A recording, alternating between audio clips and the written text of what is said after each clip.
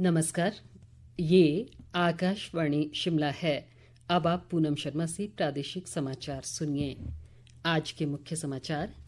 प्रधानमंत्री नरेंद्र मोदी ने शहीद दिवस पर स्वतंत्रता सेनानियों भगत सिंह, सुखदेव व राजगुरु को दी श्रद्धांजलि।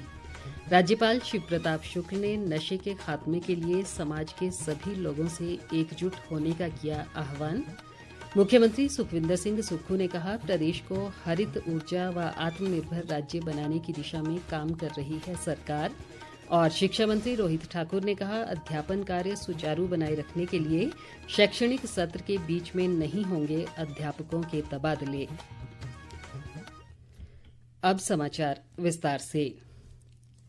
आज शहीद दिवस है। प्रधानमंत्री नरेंद्र मोदी ने इस मौके पर स्वतंत्रता सेनानियों भगत सिंह, सुखदेव और राजगुरु को श्रद्धांजलि दी है। आज ही के दिन वर्ष 1931 में इन तीनों महान सपूतों को लाहौर जेल में फांसी दी गई थी। प्रधानमंत्री ने इन क्रांतिकारियों के सर्वोच्च बलिदान को याद करते हुए कहा है कि देश की आज़ादी और न्याय के लिए इनका अदम्य साहस व सर्वोच्च बलिदान देशवासियों को प्रेरित करता रहेगा।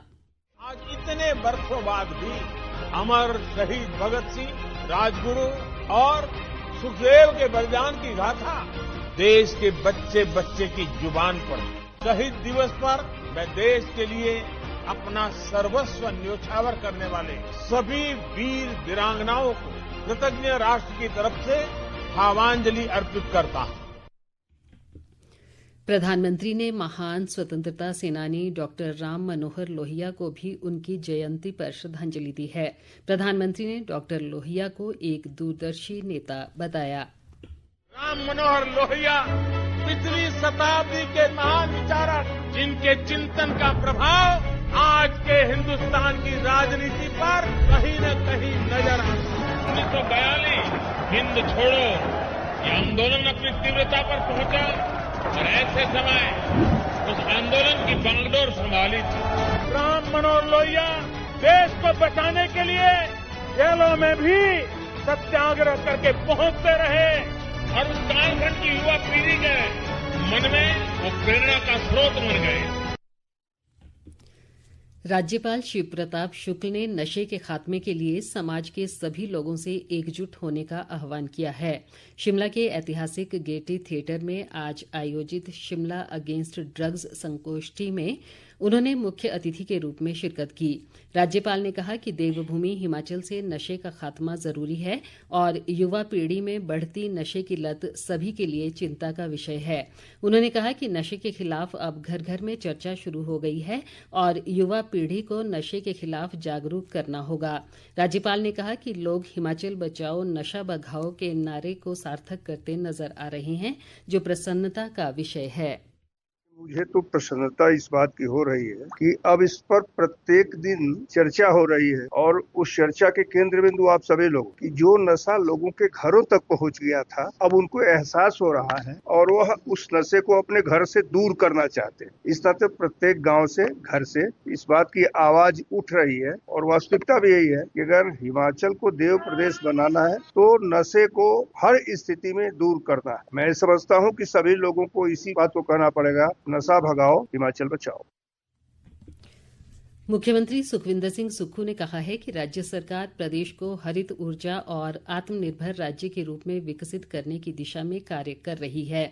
उन्होंने कल देर शाम नई दिल्ली से वर्चुअल माध्यम से डॉक्टर मनमोहन सिंह राज्य लोक प्रशासन संस्थान हिप्पा में समृद्ध हिमाचल 2045 3 दिवसीय भौतिक विचार मंथन अभ्यास कार्यक्रम को संबोधित किया।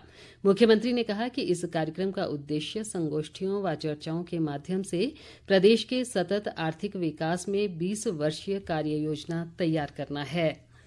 शिक्षा मंत्री रोहित ठाकुर ने कहा है कि राज्य सरकार ने शैक्षणिक सत्र के दौरान अध्यापकों के तबादले बंद करने का निर्णय लिया है ताकि विद्यार्थियों की पढ़ाई बाधित न हो।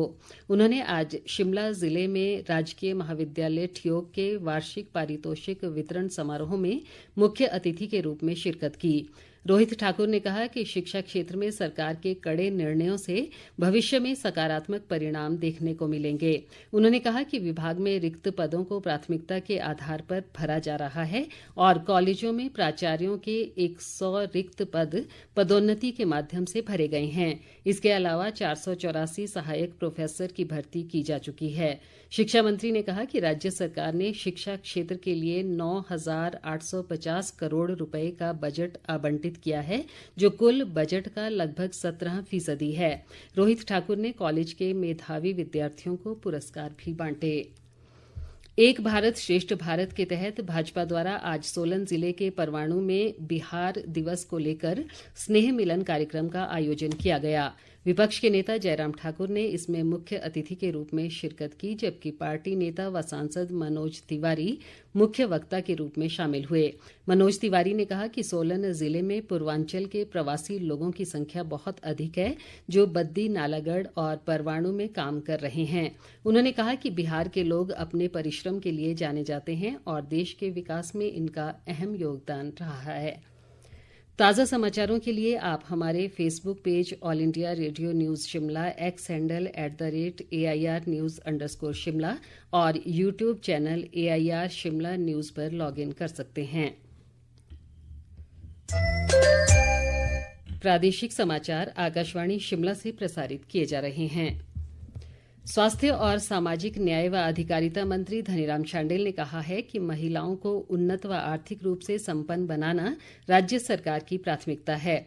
सोलन जिले के कंडाघाट में आज एक कार्यक्रम में उन्होंने कहा कि महिला सशक्तिकरण की दिशा में राज्य सरकार ने इंदिरा गांधी सुख शिक्षा और इंदिरा गांधी प्यारी बहना जैसी योजनाएं शुरू की हैं। धनीराम शांडिल ने इस मौके पर मेधावी छात्राओं को पुरस्कृत भी किया। प्रदेश विश्वविद्यालय शिमला के कुलपति सतप्रकाश बंसल ने कहा कि पिछले 3 वर्षों में विश्वविद्यालय ने अनेक उपलब्धियां हासिल की हैं। शिमला में आज एक पत्रकार वार्ता में उन्होंने कहा कि विश्वविद्यालय के कुलपति के रूप में उन्होंने 3 वर्ष का कार्यकाल पूरा कर लिया है और परीक्षाओं में पारदर्शिता के साथ समय पर परिणाम निकालना उनकी एक बड़ी उपलब्धि है। सतप्रकाश बंसल ने इस मौके पर राज्यपाल और राज्य सरकार से उन्हें कुलपति के अतिरिक्त कार्यभार से मुक्त करने का आग्रह भी किया। जहां रिजल्ट पीछे 6 महीने बाद निकलते थे, हमने इस बार 3 महीने के अंदर सारे रिजल्ट निकाल दिए थे। आगे हम ये सुनिश्चित करने जा रहे हैं कि 2 महीने में सारे रिजल्ट निकल जाएं और उसके लिए हमने कुछ क्लस्टर भी बनाए हैं, कुछ कॉलेजेस को लेकर के, कंबाइंड कॉलेजेस को लेकर के। पिछले 3 साल में विश्वविद्यालय ने लगभग 1300 पब्लिकेशंस, रिसर्च पेपर्स हमारे फैकल्टी मेंबर्स ने छापे हैं और लगभग 500 पुस्तकें हमारे इस दौरान निकली हैं। ये मेरे अपने पर्सनल कारण से मैं दोबारा से रिक्वेस्ट की है और मैं पेशकश करूंगा छोड़ने के लिए दोबारा से फिर। सोलन जिले के चंडी स्थित VSLM शिक्षण महाविद्यालय में आज डिजिटल अधिगम व प्रौद्योगिकी एकीकरण विषय पर राष्ट्रीय सेमिनार का आयोजन किया गया। कसौली के उपमंडल अधिकारी महेंद्र प्रताप सिंह ने इसमें मुख्य अतिथि के रूप में शिरकत की। इस मौके पर विभिन्न विश्वविद्यालयों व कॉलेजों से आए शोधार्थियों ने अपने शोध पत्र प्रस्तुत किए। कॉलेज के प्राचार्य राजमणि शर्मा ने बताया कि इस मौके पर कई जाने माने शिक्षाविदों ने अपने विचार रखे और शोधार्थियों का मार्गदर्शन किया। भाजपा के प्रदेश मीडिया प्रभारी कर्ण नंदा ने कहा है कि प्रदेश की कांग्रेस सरकार ने अपने कार्यकाल में विकास के नाम पर कोई कार्य नहीं किया है और माफिया का बोलबाला है। बिलासपुर में आज नैना देवी विधानसभा क्षेत्र के 2 भाजपा मंडलों की परिचय बैठक में उन्होंने कहा कि भाजपा आज दुनिया की सबसे बड़ी राजनीतिक पार्टी बनकर उभरी है। बैठक में 27 मार्च को शिमला में होने वाले भाजपा के प्रदर्शन को लेकर भी चर्चा की गई।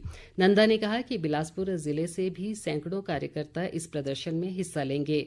नैना देवी के विधायक रणधीर शर्मा इस मौके पर विशेष रूप से मौजूद रहे। उद्यान विभाग द्वारा सोलन जिले के चायल स्थित महोबाग आदर्श पुष्प केंद्र में मौन पालन पर आयोजित 7 दिवसीय शिविर आज संपन्न हुआ। समापन अवसर पर उद्यान विभाग की उपनिदेशक डॉक्टर सुदर्शना नेगी ने बागवानों से मौन पालन को व्यवसाय के रूप में अपनाने का आह्वान किया। उन्होंने कहा कि मधुमक्खी पालन कर बागवान अपनी आर्थिकी को सुदृढ़ कर सकते हैं। उद्यान विभाग विकासखंड मशोबरा के विषय विशेषज्ञ डॉक्टर शरद गुप्ता ने इस मौके पर बागवानों को मधुमक्खी पालन से जुड़े विभिन्न पहलुओं से अवगत कराया और विस्तार से जानकारी दी। चंबा जिले की जनजातीय पांगी घाटी की अनेक पंचायतों में पिछले लगभग 2 महीने से राज्य परिवहन निगम की बस सेवा बंद होने के कारण लोगों को मुश्किलों का सामना करना पड़ रहा है। शौर पंचायत के उप प्रधान निहाल सिंह भारद्वाज ने बताया कि बसें न चलने के कारण लोगों को भारी भरकम किराया देकर टैक्सियों में सफर करना पड़ रहा है। उन्होंने राज्य सरकार व पांगी प्रशासन से घाटी में राज्य परिवहन निगम की बस सेवा जल्द बहाल करने का आग्रह किया है। अंत में मुख्य समाचार एक बार फिर। प्रधानमंत्री नरेंद्र मोदी ने शहीद दिवस पर स्वतंत्रता सेनानियों भगत सिंह, सुखदेव व राजगुरु को दी श्रद्धांजलि। राज्यपाल शिव प्रताप शुक्ल ने नशे के खात्मे के लिए समाज के सभी लोगों से एकजुट होने का किया आह्वान। मुख्यमंत्री सुखविंदर सिंह सुक्खू ने कहा, प्रदेश को हरित ऊर्जा व आत्मनिर्भर राज्य बनाने की दिशा में काम कर रही है सरकार। और शिक्षा मंत्री रोहित ठाकुर ने कहा, अध्यापन कार्य सुचारू बनाए रखने के लिए शैक्षणिक सत्र के बीच में नहीं होंगे अध्यापकों के तबादले। इसी के साथ ये समाचार बुलेटिन समाप्त हुआ। हमारा अगला बुलेटिन आप सुन सकते हैं कल सुबह 9:20 पर। नमस्कार।